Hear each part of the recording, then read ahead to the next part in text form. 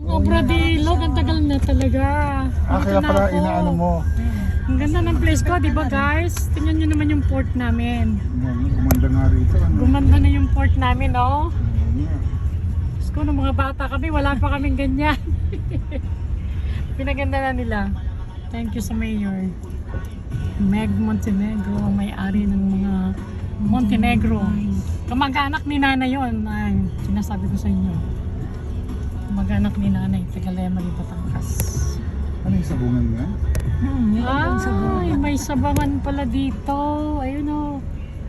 Sabong kabili? Hindi. May sabungan pala dito, guys. Kasi pag sinabing arena, sabungan eh. Ba? Baka ilunod ka dyan. Dito yung kinalay daw. Masarap yan. Oh, yung palang tindahan ni Nalay ko. Na pamangking ko rin. Asawa ng pamangking ko.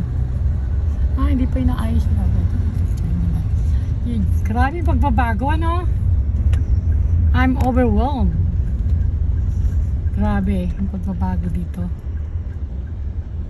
Ayun, Ayun. yan ang palengke. Welcome, Ha? Abradilog. Oo nga. Oh, yun pala yung palengke. Arya Abra. Si ano yun ah, kilala ko yun. Yung nakatuk. Matanda. Oo, Kuya, ano nga yun? Kuya. Pisa ko yun. Yung kasawa ng bayaw ng kuya ate. Oo, si Kuya Yandro. Nandro pala. Saan siya nakatira ngayon? Yan sa bahay mo. Sa lutik yan. Oo. Kaya may gasolinahan din dito. Sino may-ari niyan?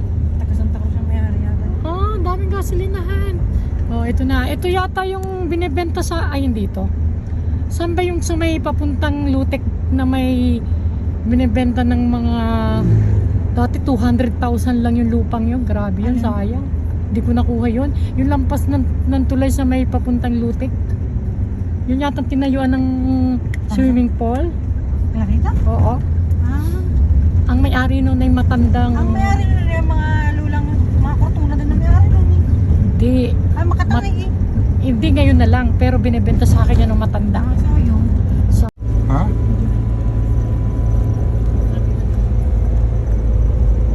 Ito na yung ano. Kaya malapit na tayo. Oo, tinubin. Malapit na tayo. Okay. This is our final destination. Yan na yung sikulahan. Yung elementary. Yan ako nag-elementary. Oo. Hanggang grade 3. Hanggang grade 3. Kasi mawin, hindi si Mawin. Ito na yung aming ano. Ito na yung place namin. Ito na yung bahay namin. Yan. Yung bahay nanay. Yung ano. Ganda na ano. Kailangan lang talaga makapintura Yan nila. na lang yan sa may tapat ng Yan sa lilim. Yan na lang darahin mo. Yes, nandito na tayo. For 4 days. Ganda na ng bahay. Ano? Yung si Salo. Sino yung si Salo? Ano? Busy sa pag-scat. Ay, baka kagatin tayo. Hey, Chico! Ay, Lian! Takot ako sa aso, Lian. Lian, takot ako sa aso. Ha? Kakandi yung nalalagay. Thank you, ha? Yung birthday ni Ning ha? Nung 7 taon? Hello, nandito na ako sa aking farm. 2018. Nabana naman mo Ang init. Dito na kami sa Mindoro, guys. Oh. Masan yun? Hindi, nagbabalik. Oo, dahil binawasan lang naman yun. Bukas ba? Ay, dito pumunta. Oh, ang laki na ng pulong yun, ano. Lumaki na siya eh.